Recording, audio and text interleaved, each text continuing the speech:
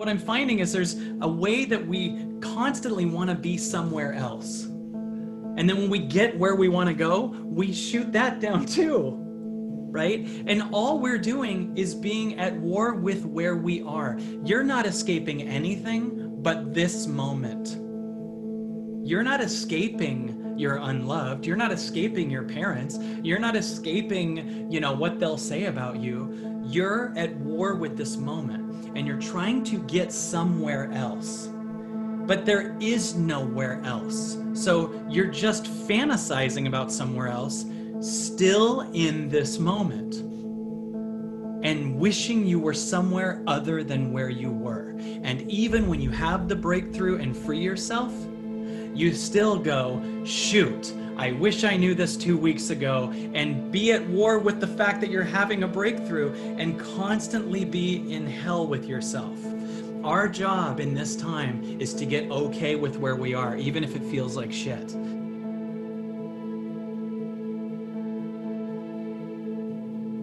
There's been something really amazing happening as I've been working with my different clients and myself. And I've been taking the themes of the things that have been happening and learning something big. And I wanted to share it with you because I noticed that no matter what the conflict is that the different person in my life is working through, this seemed to bring a lot of light to stuff that's going on.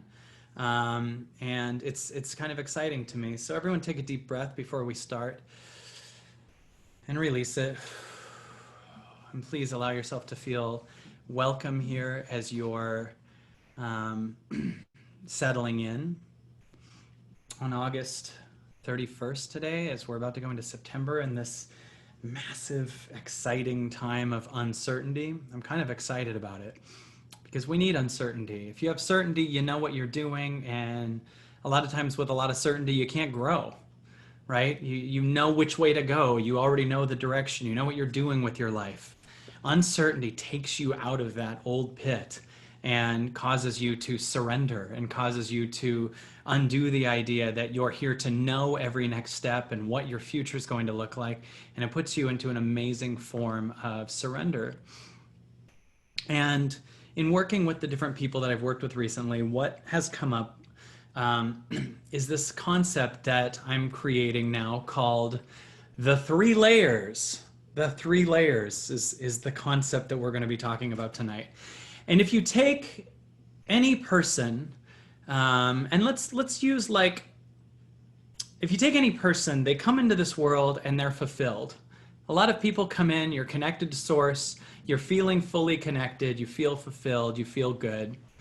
And then society does something to you. Society takes you and it makes you feel off. It makes you feel like you're not enough. Like, for instance, I'm sure there's many women that were born into this world, felt fine with themselves, and then Cosmo magazine is showing you, you should look like this. You should, you're not enough unless you have this makeup and you have this Barbie doll look and you have this thing. So of course what that does is it causes the person to think I'm not enough. They lose their self-esteem and they go into the second layer of not enoughness, of pain, of darkness, of unseen, of abandoned. And then there's, of course, this third layer. And the third layer is your ability to block yourself from feeling the fact that you don't feel like you're not enough, right? So the third layer could be the thing that you do to cover it up. So for a lot of people, for instance, a relationship could be that. Some relationships are in alignment and some are, I'm scared to be not enough. I'm scared to be alone. And if I have this person in my life, then I don't have to look at my aloneness. So my job is to keep this third layer thing going so I don't have to expose the darkness of what I don't like about myself. So imagine in a first layer, there's pure you, right? Here's this pure version of you. Pure, I'll put Kyle. Feel free if you want to put your own name in here and create your own little target here because you were born and there's a pure version of you, right? In other words, you're fulfilled as is. You don't know the essence of making things happen. You don't know about achieving. You don't know about, that you're not enough unless you have enough money or you have the right relationships or anything like that. You're just in a place of you are enough. And then there's a ton of conditioning that starts to happen. Life says you're not enough. Your parents say you're not enough. You have to become more. You have to get everyone to see you. You better tap dance for everyone on stage. And at the same time, don't overdo it, right? You have to, achieve something. You're not enough unless you become a doctor. Society's saying you got to model, you got to look a certain way, you got to do all these different things. And you start to feel what? That you're not enough, that you're abandoned, that you're a piece of crap, that you're unloved, right? So let's write what are the things that you start to feel based on the second ring, and they're the things that you're scared to feel, right? There's stuff that right now you might be like, I'm scared to feel unloved. I'm scared to feel trapped. I'm scared to feel controlled. I'm scared to feel unheard. I'm scared to feel seen. I'm scared to feel unseen. What are yours? I would love to hear from a couple of you of what yours are, right? So, controlled. Okay, so I'm going to write a couple of these down, right? Controlled. Now, obviously, we all have all of these, but there's some that we're really scared of individually. Some are really scared of being vulnerable. Some are scared of being unloved. Some are scared of being abandoned. Mine's abandoned, right? So I'm going to put abandoned there because I have that too. Abandoned. Right? Okay, what do we got? Rejected. How about that? I like that. I'm scared to be rejected. I'm scared to be seen. Isn't that funny? I was working with someone amazing today who had both unseen and seen. How much are we screwing our inner child over with that, right? I'm scared to be not seen, and I also don't want to be seen. So I got to entertain people, but not overdo it, right? I got to kind of get something going, but at the same time, don't get people to really see me. So that puts you in a position I want to get my book out, but I hope it doesn't become a bestseller, and I hope it doesn't bomb, right? Like you're just in this position where there's all these things you're scared of feeling. Unheard, right? These are the dark things that are in our bodies that we are scared of feeling. Criticized. I love it. Criticize. Wait a minute.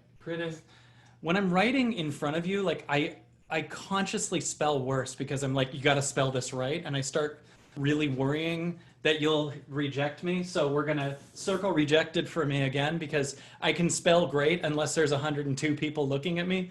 And then I can't spell shit, right? So C-I-Z-E-D. See, what's that? C-I-Z-E-D. C-I-Z-E-D. I swear to God, if you weren't here, I would have spelled that 4 times perfectly. And then I'm like, why am I writing this down 4 times? So, okay, mocked. Yeah, mocked. Right? We got it. We're getting this. These are the things that we are deeply scared of feeling, you guys. And I know that some of you are going, yeah, I have that every once in a while, but I'm talking about, let's say something's not going the way that you want. You're worried that someone you really love is going to leave, or you could lose this job, or someone might criticize you. I want you to think about the stabbing pain that you're worried about feeling. There's kind of a dark place that all of us start to go to. And that dark place is the place that the second we start to feel a little bit of it, we go to an addiction. Right? We go to, okay, I'm going to call that person too many times, or I'm going to block someone, or I'm going to try to figure out where this is coming from, right? Everyone in the achievement world goes, I'm going to think positively about it so I don't have to feel the thing, right? I'm going to immediately scream all the optimistic things that are showing up so I don't have to feel this shard in my heart, right? So I'm going to come up with all the amazing things that are coming out so I don't have to feel the thing, right? And I know that I have this a little bit with myself. I had the other day, I'm very close with Vivi's mom, Christy, and I just had this thing in my heart that showed up where we weren't texting for a little bit, and my heart started coming up with, am I unloved? And we're just dear friends, we're close, and I was writing her, and she didn't write back for a few hours, and I just noticed this feeling of abandonment showing up in my heart. Not because she's doing anything, she was busy, right? But my heart was just starting to ache. Now, in that time, before this week, I started having revelations about this week. When the ache starts to show up, there's so many things that I can do to not quite feel the ache. Do you get what I'm saying? I can go to Netflix. I can figure out where it's coming from. I can come up with this positive shit that, boy, it's there. I can scroll through the phone. I can YouTube forever. I can tell someone else about it forever until I feel that they see me. Steffi says, I can shop on eBay. So this is what your third ring is, ladies and gentlemen. Your third ring is basically, check this out. You have a building that's trying to fall down. And what you're doing, instead of letting this building that's not on a strong foundation, it just wants to collapse, you're putting a fake sign over the building that says, perfectly structured building. Like, it's a bullshit sign. But if you take the model that I was talking about, she comes in fulfilled, life says your self-esteem feels like shit.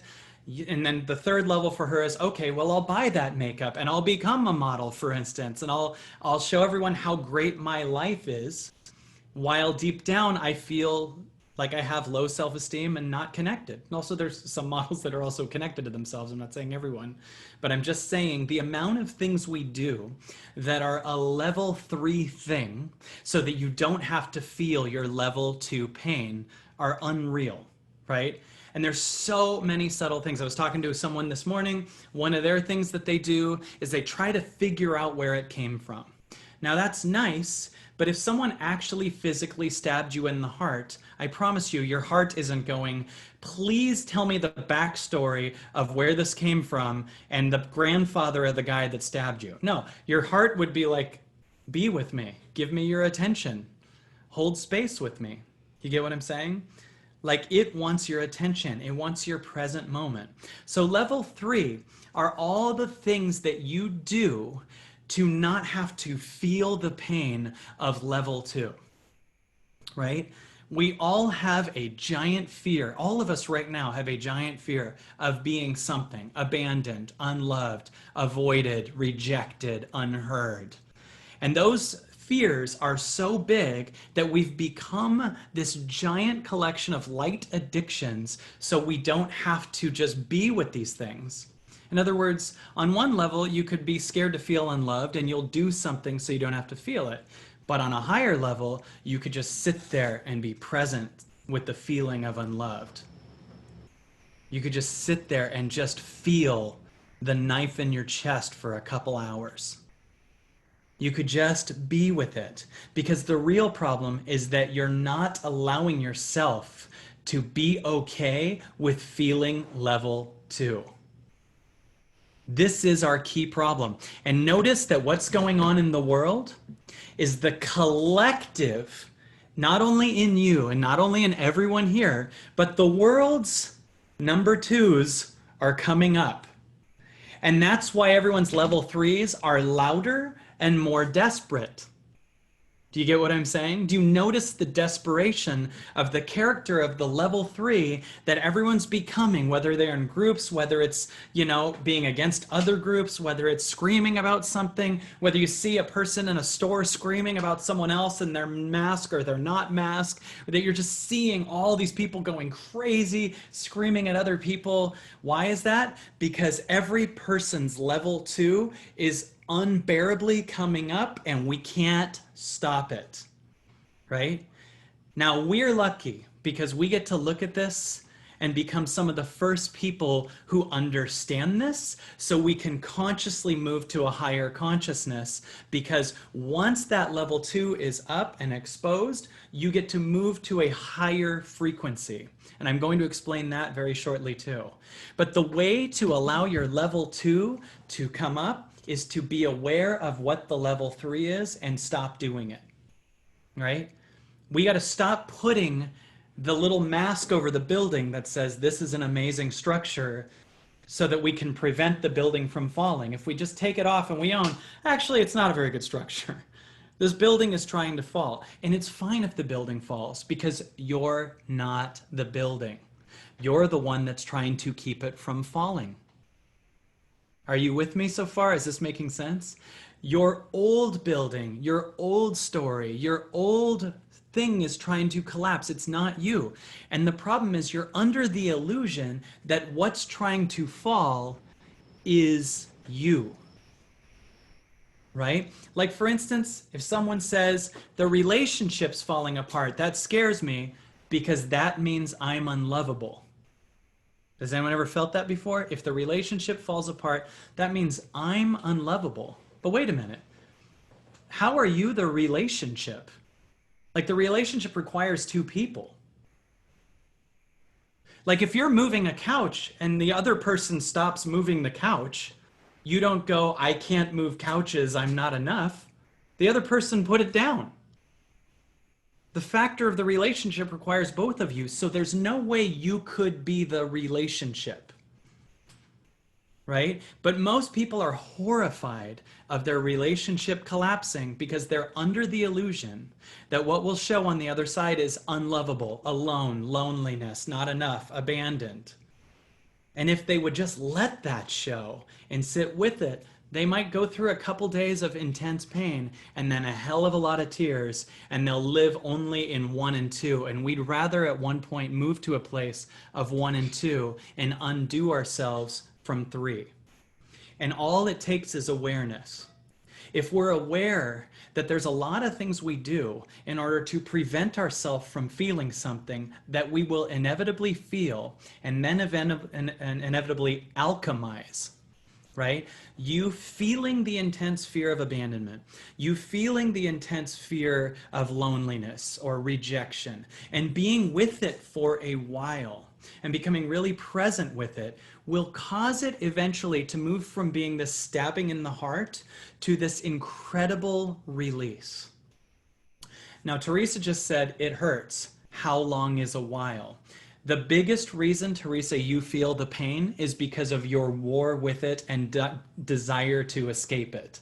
I'm going to dare you guys, when you feel that pain, to want it there, want to invite it. Just so you know, your darkness is an amazing place full of revelations. And most people want to get to the breakthrough and not find all of the incredible revelations that come from you being okay with being in that pain. Right? You saying, yeah, it's fine you're here. Most people want to get to this light side. And I know some people, there's a couple people that are on this call I know, that when they get to the light side, they actually don't receive it and come up with, why didn't I know this earlier? So the second you get the breakthrough and you actually feel good, you still bring this guilt in to go back to the darkness anyway. So what I'm finding is there's a way that we constantly want to be somewhere else. And then when we get where we want to go, we shoot that down too.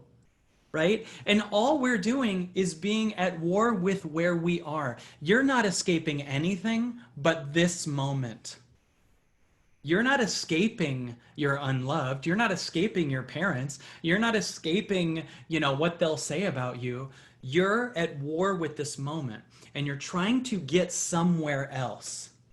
But there is nowhere else. So you're just fantasizing about somewhere else, still in this moment, and wishing you were somewhere other than where you were. And even when you have the breakthrough and free yourself, you still go, shoot, I wish I knew this 2 weeks ago, and be at war with the fact that you're having a breakthrough and constantly be in hell with yourself. Our job in this time is to get okay with where we are, even if it feels like shit. Our job is to get okay with where we are. I will have meditations and I'll be like, okay, I can't wait till I get to the other side. And it goes, I want you to want the darkness too, because there's a lot of information in the darkness. It goes, in the darkness, you really explore yourself. In the darkness, you get to find all your patterns that are bullshit. In the darkness, you learn more. So stop trying to get to the freedom of this pain. Embrace this pain. Be here, right? There's so much magic in the darkness. And if you could go into a meditation and it's not breaking you through to some place that you want to break through to, And you just go, hell yeah, there's information in this wall, in this trap that I'm feeling, in this agony that I'm feeling. I don't know what it is, but I'm going to sit in it. You're going to become so powerful because even if it feels like shit, you're accepting the moment. And the more you accept the moment, the faster it can transcend that stuff. But the ironic twist is we don't want you to want to transcend the stuff. We want you to want to be here. And the more you're okay with here, the byproduct is it transcends the stuff. You can't transcend your own pain, but you can create a space that's more here for the pain to be seen. And it goes, yeah, we're not going to spew this out yet because I want you to see this thing. We're not going to purge this because look, here's where this came from.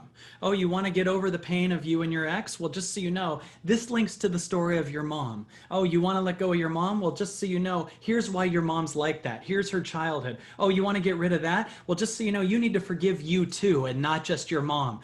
I'm trying to teach you everything and you stop paying attention when you're not in pain. So I'm going to keep this wall here.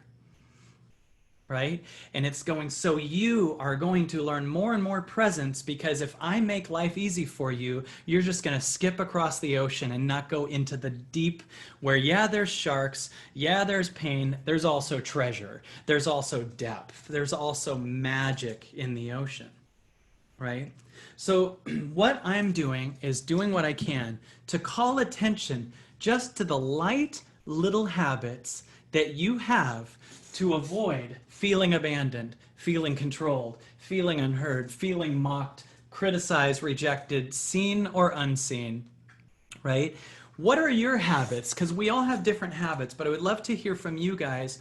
What are some habits that you have to avoid feeling this inevitable pain that will come up and just needs you here? Okay, Tracy says busy, just tons of work, just organize shit. How about that one, right? Just dishes. I don't have to feel this pain if I clean everything. Chocolate, says Keith. Chocolate, I don't know if that's spelled right anymore. I can't spell anything. People please. All right. People please. That's not Planned Parenthood. Queen of organizing. Yes. Text. Just start texting someone. Anyone. Just someone like me. Socializing. Red wine. Drinking. Yeah. Drinking. A great way to avoid just, I don't want to feel abandoned, right? Writing, gambling, writing. Like writing can be a healing thing, but it can also be an escape, right? I totally see that. Shopping, right? So these are your level 3s that you're using to avoid the pain in your level 2. Watching spiritual videos, good call. Some of us have very subtle ones, right? I'm so glad you said that. And I do what I can to not be a distracting from your pain spiritual video, but try to make it you're learning your shit if you're watching me. But you're right, you know. Personal growth books. Oh, I get it. I feel all this pain. I'll just study what everyone else did so I don't have to find God myself. Oh, Eckhart Tolle says the now. That's nice. Maybe I'll do that next week. All right, so procrastinating. Yeah, procrastinating. Hating shit. Okay, so, right, get mad. Okay, great. I'll write it, yeah. Now, how about the subtle ones? How about the ones that aren't seen as addictive, like fixing, right? How about, I hear you cry, exercise? Yeah, so how many things are we doing to prevent that pain? Now, some of these are great. Exercising is a great thing, but we want to do exercising more when it's calling to you than as a way to abandon your inner child that's trying to talk to you right now, right? Do you see the difference? Check this out. You go through a breakup, you feel this agony in your heart, you really, really, really miss the person, so you call them. Well, if you call them, then they're just here to help you avoid your pain. That is not going to be sustainable. That's an impossibly not sustainable thing. Do you understand why? If you're calling and dating someone out of, I don't want to feel the pain in my body, how could that ever be sustainable? They're just helping you put a Band-Aid over something. What was level 1? Just the fact that you're already here, right? So Teresa says, I don't want to be alone. So immediately that makes me go, the greatest thing for you, Teresa, is be okay with the pain of being alone. right? The thing that you're worried about is trying to come up, and you won't believe, even though it feels like it takes a long time to transcend, you won't believe how quickly you can transcend it, right? It might feel like a few hours, but it's only a few hours. You get what I'm saying? Like the few hours feel like eternity, but it also is a few hours, right? So what is this? Is it that you feel alone? Is it that you actually are alone? Is it that you're trapped? I have a part 2 of this. So is everyone getting this so far, right? We might bring this back up later, but you're getting what I'm talking about, right? So if you're not doing the external thing to stop yourself from feeling the second thing, then you're going to start to be present with the second thing. So a huge shift that literally happened this week, and I say this happened for me this week because you know I've been doing this work for years, and I'm 42, and I still didn't get all of this till 3 days ago. So get that you're never there. There's no such thing as there, right? And I say that because I want you never again to avoid a breakthrough by going, why didn't I know this earlier? Because life has a bunch of really exciting shit for you. And life wants you to learn forever. And there's a bunch of stuff you're going to learn in 3 weeks from now that you don't know now. And when you learn it, you don't need to go, why didn't I know this 3 weeks ago? So you can keep avoiding the breakthroughs, right? There's so much for us to learn, and it can't give us the 3 weeks from now breakthrough because it wants us to learn this one right now. Right? And I'll tell you, I started realizing this, and it seemed to apply to every person that I've worked with in the last few days. And I'm like, wow, every person I worked with today, it was like popping balloons. We all are releasing. I cried a ton yesterday. I meditated a couple hours in the middle of the night last night. I worked with a couple clients this morning, both of them big open-hearted releases. Today is a day that a lot of alchemizing is happening. Meaning the cells in your body that are scared to feel abandoned, are scared to feel rejected, we're bringing a new level of love and light to them, and they're being purged. And when they're being purged, the collective conscious water level is rising. So you're making space for other people to heal theirs. And you'll notice as you release yours that a lot of other people around you suddenly need to release theirs, because it's like you put your weight down and you're lighter, and all of a sudden their weight feels heavier to them and quicker to be purged, right? Is this making sense? Are you guys with me so far? Is this exciting shit? This is exciting to me. I was really pumped to offer you guys this today. So I want you to picture, like, let's make this like, I don't know, just like a field or a pond. And these are little, I don't care, make it fish, make it people, whatever. This is a third dimension, right? And imagine right here that in this third dimension, a lot of times in the third dimension, you need to have things in your mind like, what's my next step? I'm trying to see what my path is. What do I do? That's how third dimension thinks. It needs to figure out, like, how many breakthroughs did you have tonight and still immediately follow with, so what do I do? You know what I'm talking about? So what do I do with this? That's great, but what do I do? So just cry all day? What do I do? Do I just, yeah, tomorrow do something? What do I do? I need to know a path. I need to know what to do. Doing. Do. What I am is do. I only do. I'm not a person. I don't exist. I'm a collection of actions. When I feel really bad, I need a collection of actions so I don't actually feel the badness. And when I feel really good, I need a collection of actions so I can't enjoy the moment. Right? I know when you go, what do I do? That the same people who feel like shit say, what do I do about this pain, as a way to avoid feeling their level 2 pain.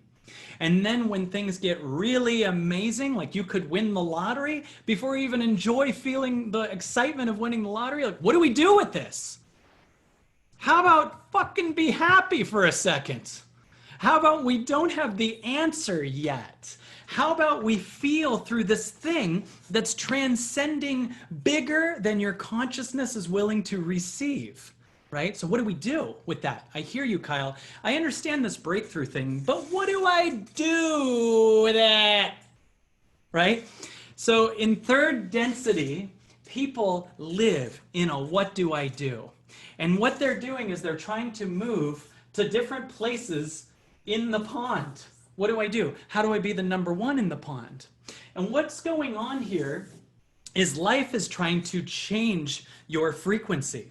So what's happening is everyone that's in third density who has a high awareness, which is anyone who's on this call, third density is becoming, tell me if I'm right on this, unlivable. Third density is like they're putting poison in the pond, right? It's just hard to see what's going to happen with the election. What do I do with this thing? There's riots everywhere. There's people fighting. There's all this stuff with COVID. I don't have a job. I can't figure out my money situation. And you're sitting there screaming, what do I do? What do I do? What do I do? And what if it just keeps poisoning the pond because it's trying to get you to go to a higher density? And it goes, we want you to go to here. We are making the pond suck because you have three options in this pond. Your doer will not make it. So we're going to poison the pond and make it unlivable. You can either get addicted to something, right? You could just say it's over. You could feel terrible. There's a lot of suicides in this time. I'm so sorry to say, which is horrible, because the doer is what's dying. Your doer, your action part is what's dying. Your I need to have a path is what's dying. Your next steps are what's dying. And it's trying to get you to go to a frequency where you stop being the path and understanding what the next path is to you are the path, right? The more you practice being here, the more you practice being with all of the level 2 pains in your body, the more that you're present with the trap, the more that you're present with the mocked, the unheard, the criticized, the unseen, and the seen, the more you're present with the abandonment. And I mean really present. It's going to take you a while. It's forcing you to merge with source, to be a presence that's so big that it's going to purge your doer that literally was created for your survival in your childhood. You needed to do things so you wouldn't have things happen to you. If I organize, then my mom won't yell at me. If I fix this, if I act like I'm busy, then I won't be abandoned. These are the actions that we created in our childhood, and almost every action that we're taking is not your calling, it's protection, right? So your actions are based on the physical third density reality of physical reality.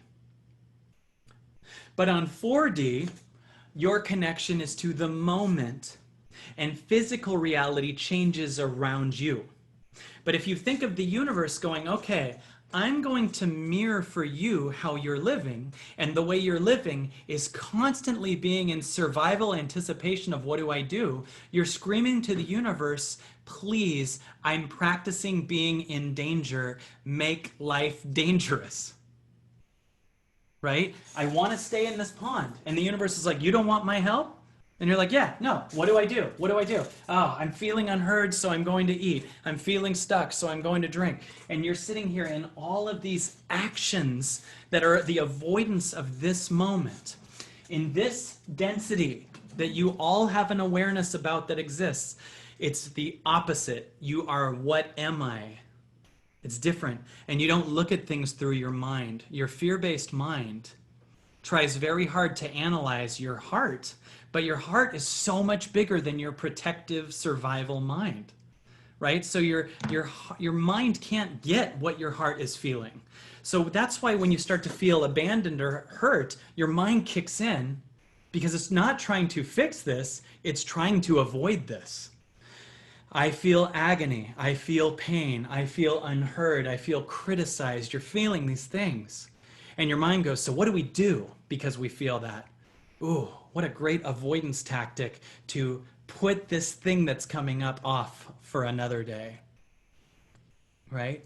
I feel stuck. I feel lost. Okay, let's go to Netflix. Good. Now I don't have to feel it. I have this very loud thing in front of me. I literally have a group of people pretending to play a bunch of other people in a fictional show for me so I don't have to feel that's what a movie is. And so I don't have to feel my abandonment. I literally watch as people make $20 million to pretend that they're a group of other people who are also not true so that I can watch the big show and so I don't have to feel my heart. If I can watch Terminator 2, then I don't have to deal with the agony in my heart. If I can, okay, you're all going to pretend you're Transformers?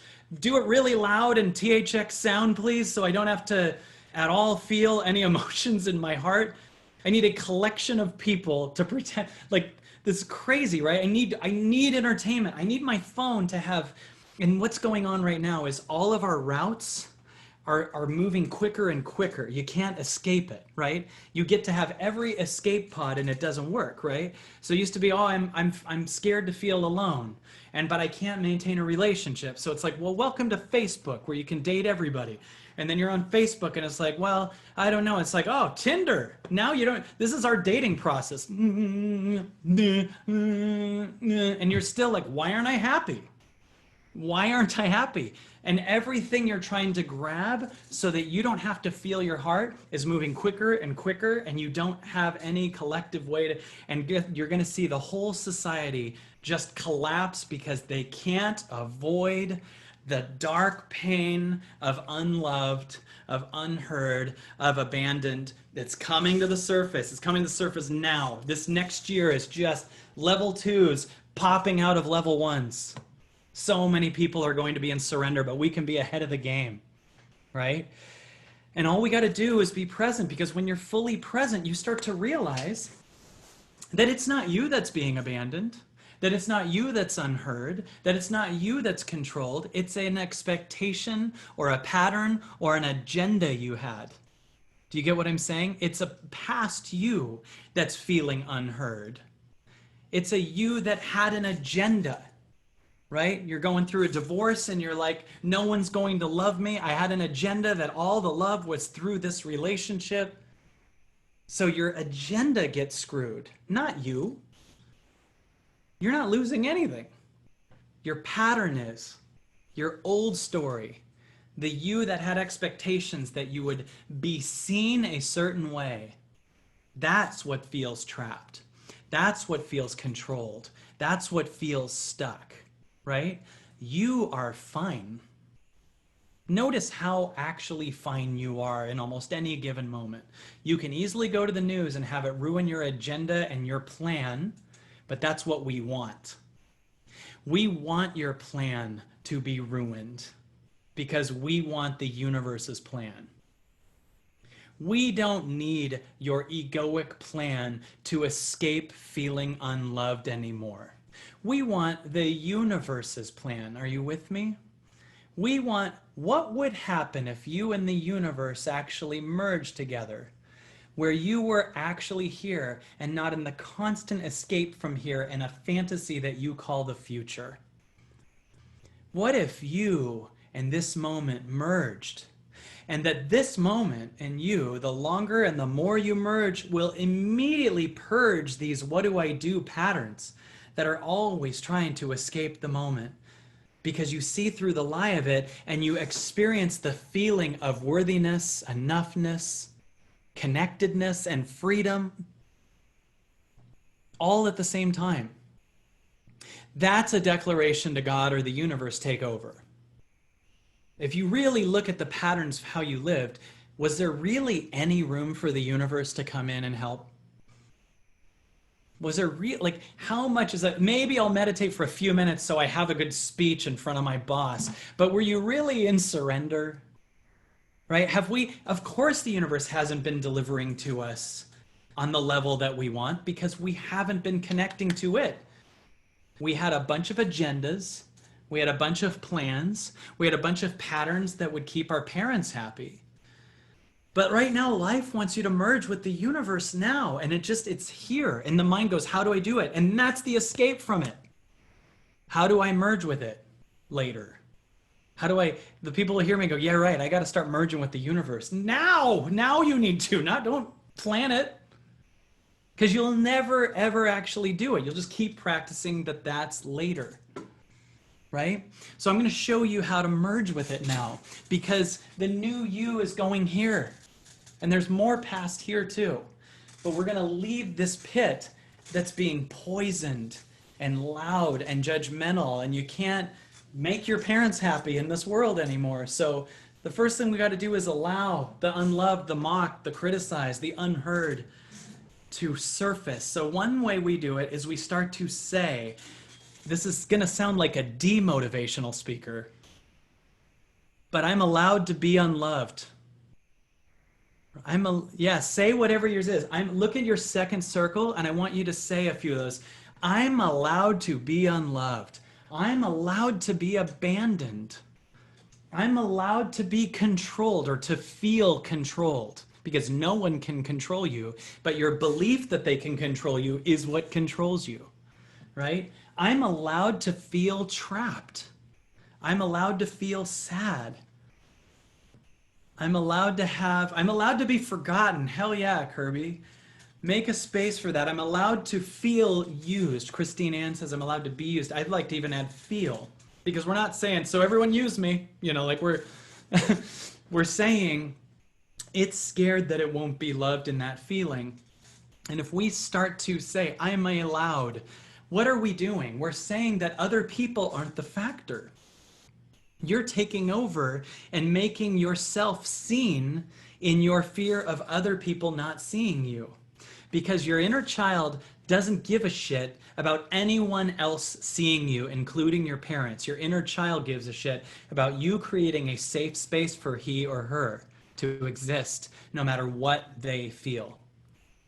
If your child, Rachel says, I'm allowed to feel alone. If your child inside of your body hears from you, you are allowed to feel alone, and I'm still here.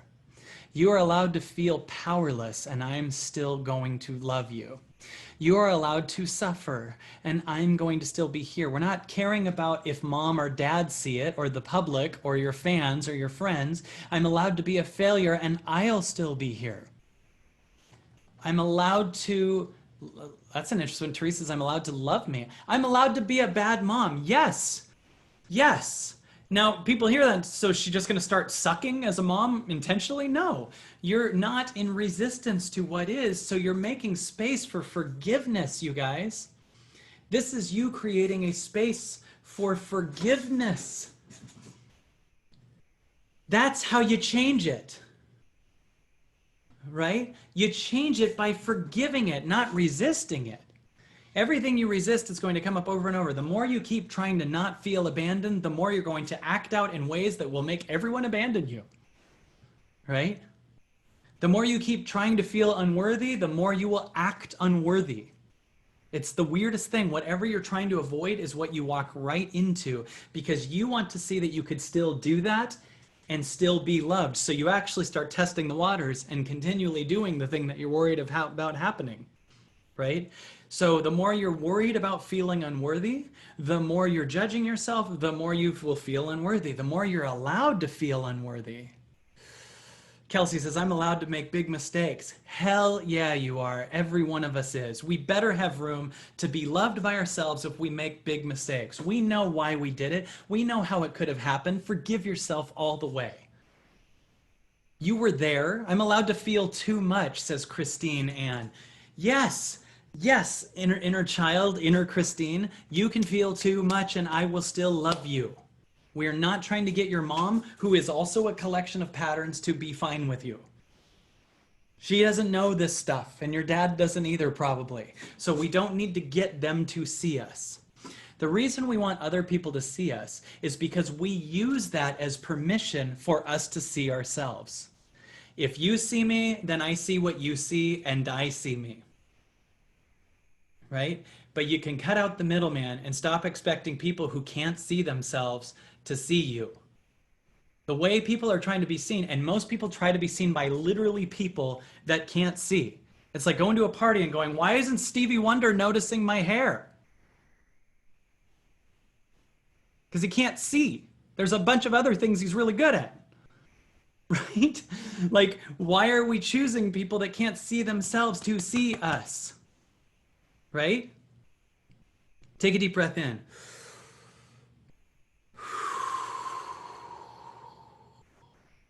You see yourself directly, and that's what 4D is.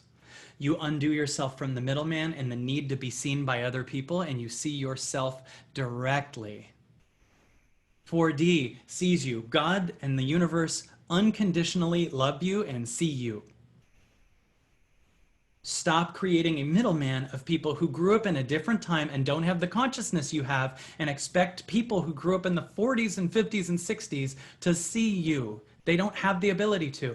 You in meditation starts to transcend the need to be seen by the external, right? And you see you. Take a deep breath in, release it. Annalisa says, I have to share, a blind man on a New York street lifted his head and grinned at me when I got near him. This blind man could see me. Well, that's beautiful. So don't take it as literal. Yes. Yes. Actually, Stevie Wonder can probably see us better than everyone.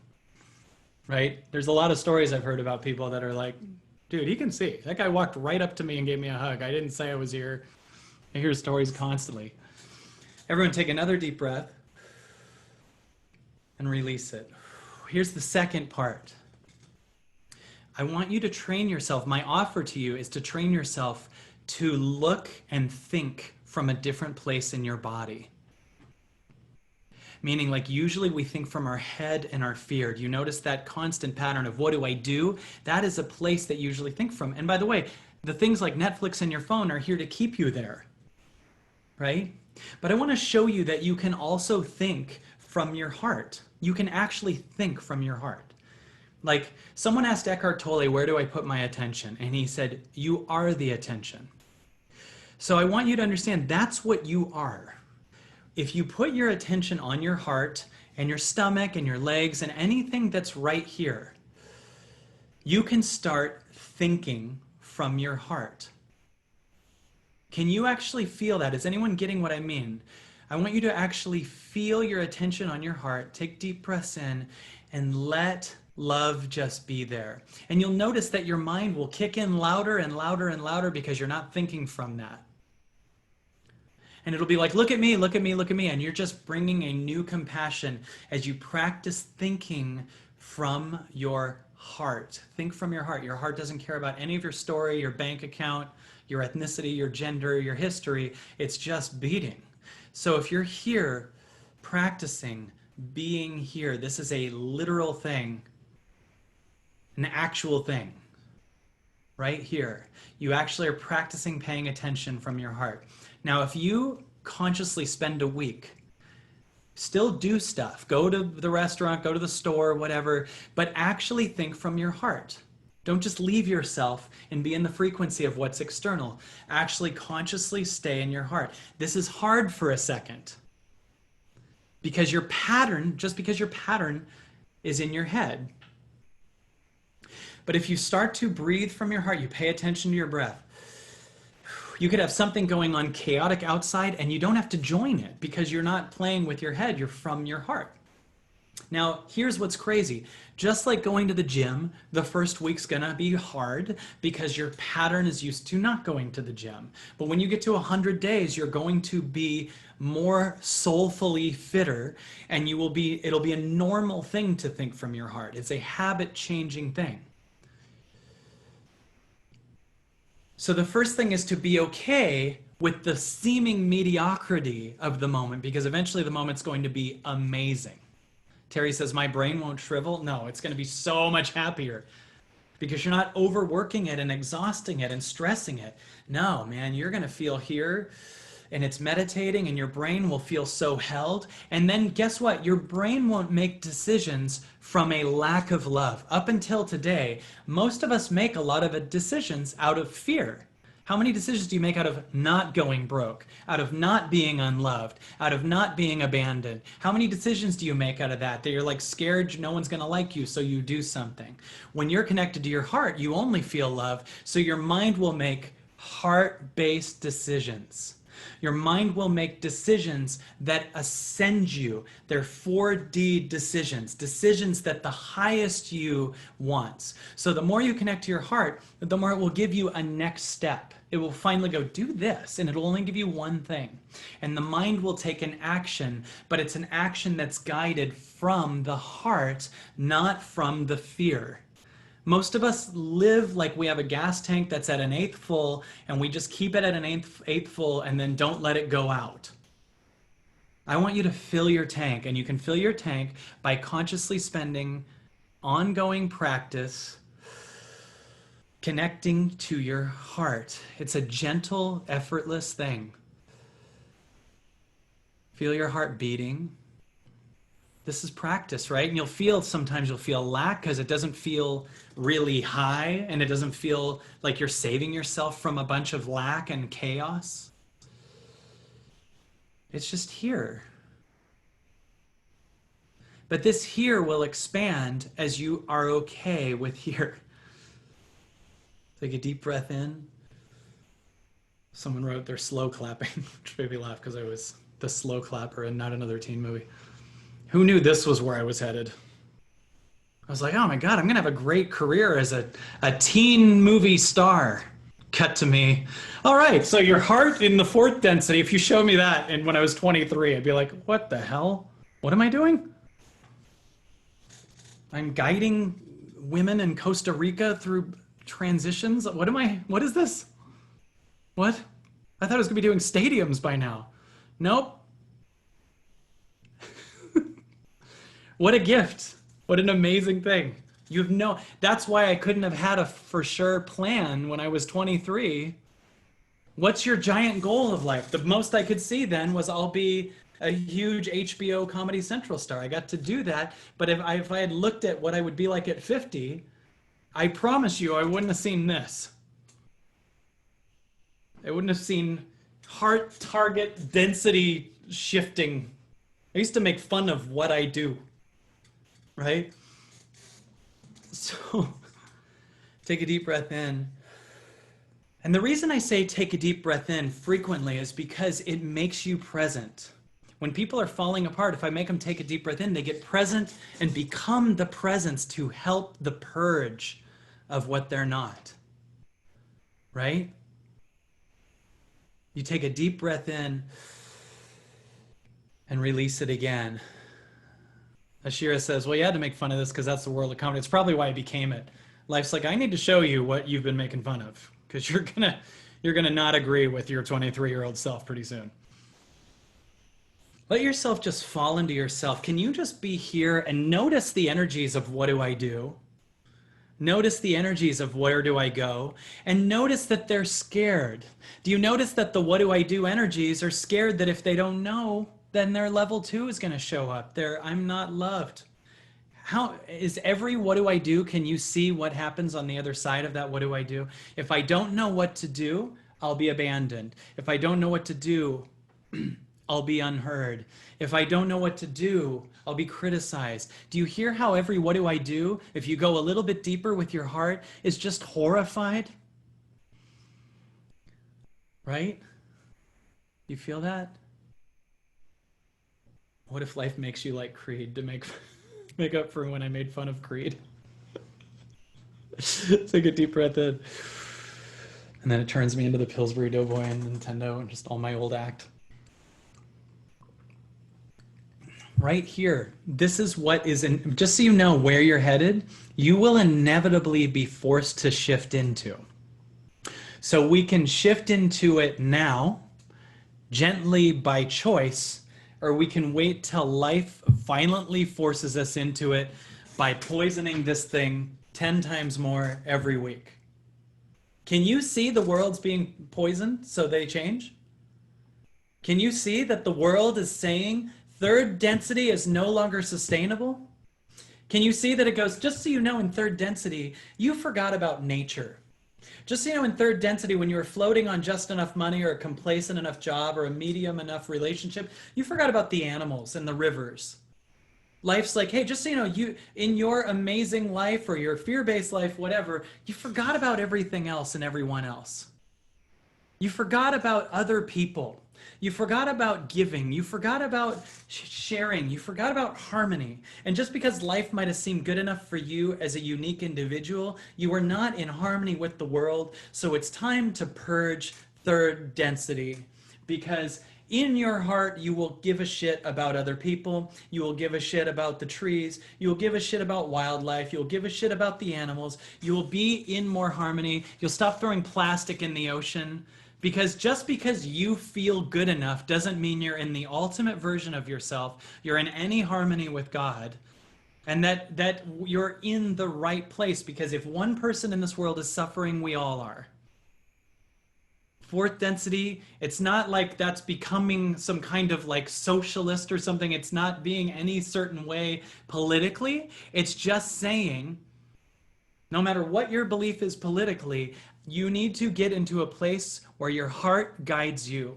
Because as you purge the fear of unloved, as you will purge it by finally being with your heart so that unloved is welcome today. You're allowed to be unloved. You're allowed to feel abandoned. You're allowed to be controlled, criticized, rejected, unseen, or seen. If you make that possible, these old fears will leave and we will move from a higher density and you will actually normally connect from your heart. It will become the norm to actually communicate from your heart, to be connected to your heart. We're so exhausted from not connecting to our heart that we have to be constantly entertained. The reason everyone's scared to meditate is because their mind will be going crazy. Yeah, it will, and then eventually you'll be connected to your heart. The mind will eventually collapse into the heart. It's your childhood story. Basically, that I don't want to be unloved is a 5-year-old you trying to run your life. You have 5-year-old you, and it's time for you and the universe to take the wheel.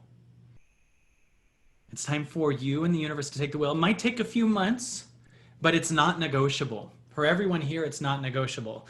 We know that in this time, a week is what a year used to be, right?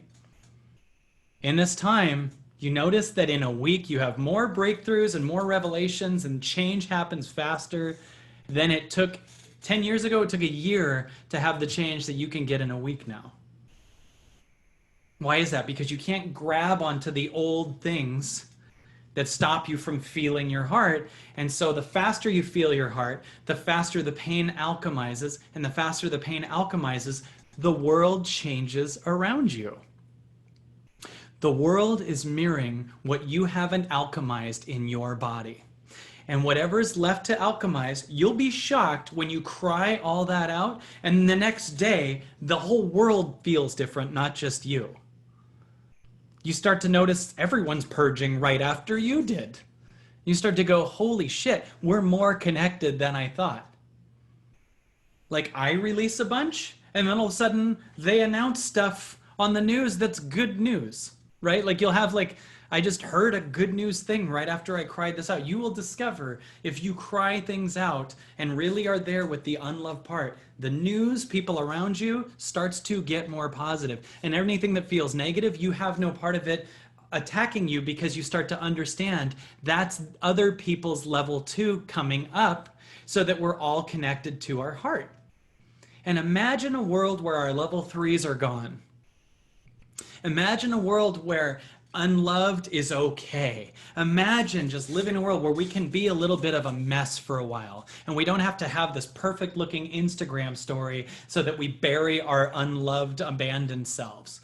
Imagine a world where you don't need to go to an addiction and you start to just let yourself go. God, I feel so abandoned, and that's okay. I'm going to do nothing about it. I'm just going to sit with this knife in my heart and be cool with it and take deep breaths. It's just a calling for me to get more present. That's all it is.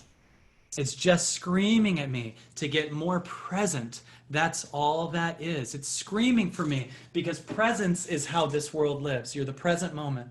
This is the goodbye to what do I do. This is much more what am I.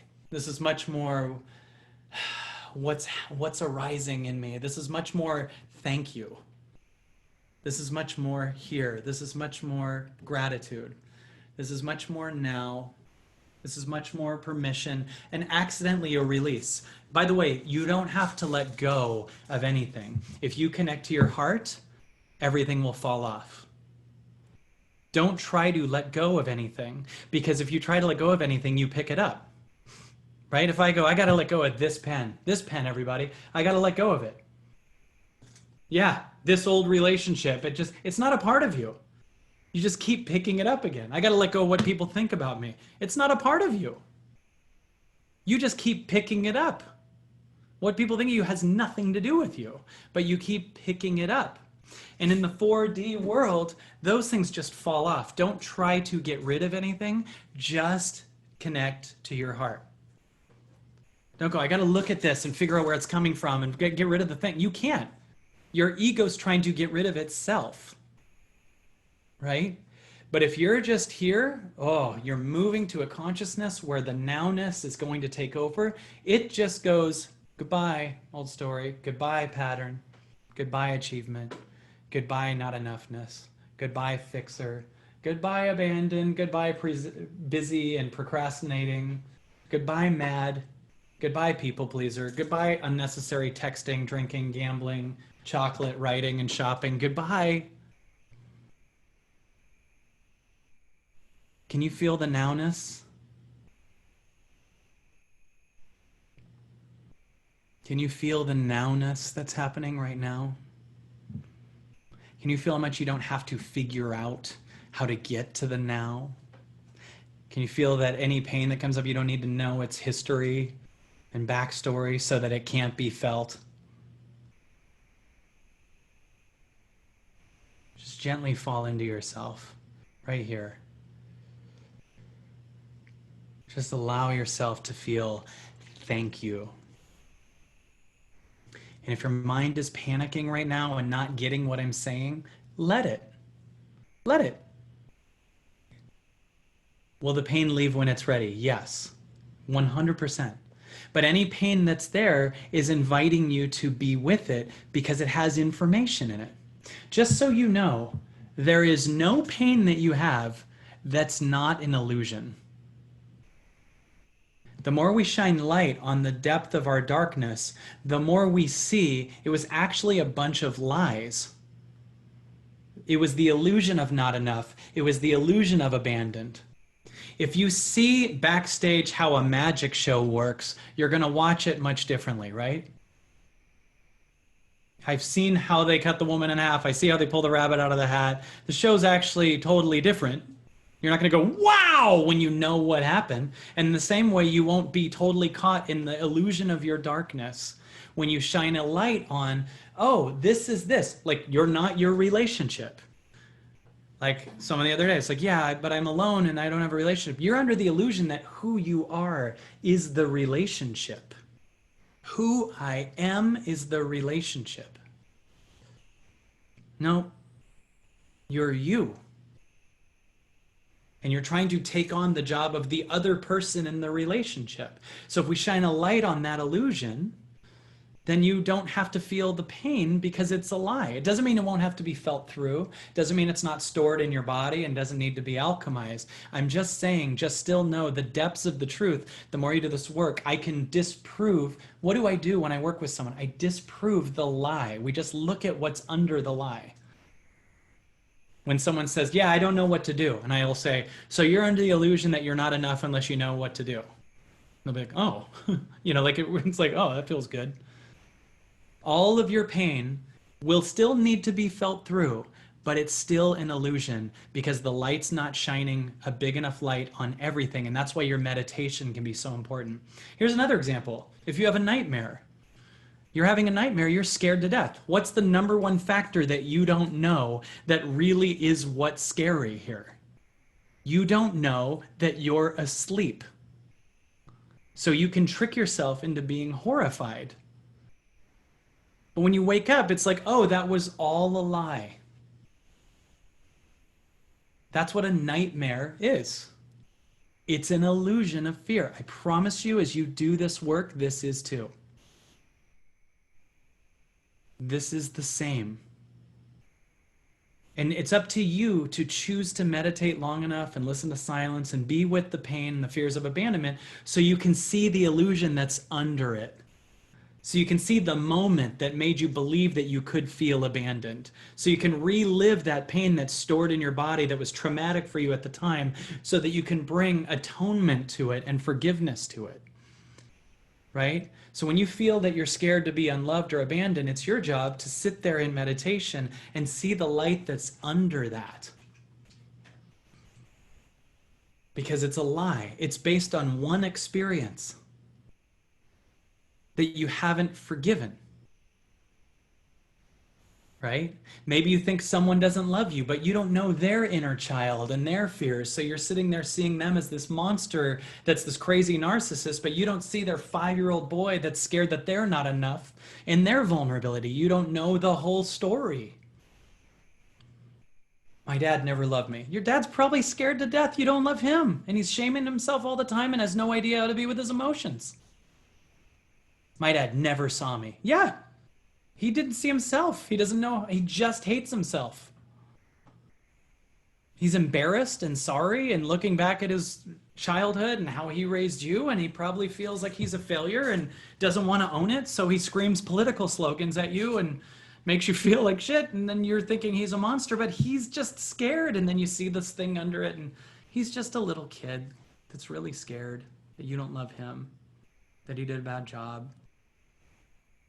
Or your mom. There's a little 5-year-old girl before her trauma that just like is so scared she didn't do it right. Like is full of mistakes in her body that she's never forgiven. Take it easy on these people. You're able to know more than they know. It's up to us to just bring our own compassion to ourselves, our forgiveness to our childhood, and bring that to them. Not wait till these people who aren't doing this kind of work see you. It just can't happen. And you'll be shocked when you see them, how quickly they see you. Like you just start to undo the need for them to see you and break off and forgive them and say goodbye. What a gift. Then they can be themselves, and then they're suddenly stuck with themselves, and they don't have to, they criticize you so they don't have to be with their own self-hate. And then you don't take it on, so now they're stuck with their own self-hate. Right? A lot of people criticize other people so they don't have to focus on how much they hate themselves. I hate myself so much, so I'm going to spend my life telling you how you should live your life because I'm so scared of what I am. So if you focus on me at all or any of my emotions, I'm going to crack, so you're a piece of shit. And then we take it on. We're like, you're right, Mom, I should have, we're sitting there taking it on. But what if you see their inner child and their scaredness and their sadness and their growing up and their abuse, and you just see this insecure little kid in a 70-year-old's body, and you just are like, it's okay. And you don't take it on because you understand more. You saw the magic trick. You saw how it works. And you bring this compassion to them. It's our job to learn to self-forgive and not need to be parented by people that don't know how to see themselves yet, and bring your own you parent to the world. Will that help heal them? Of course it will. And it'll also speed it up because they'll suddenly be alone with their own self-hate because they aren't focused on you anymore. So it'll speed things up really quickly. Because they're like, oh, I don't want to be alone, and I'm like, what's that, Mom? I'm melting! Take a deep breath in and release it. And know that you're going to feel nothing but forgiveness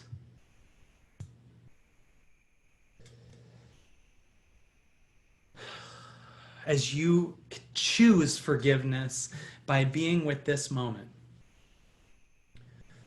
And it'll just, guess what? Forgiveness is so powerful that it will decide when you get to feel it. You don't get to run your own forgiveness. Do you get what I'm saying by that?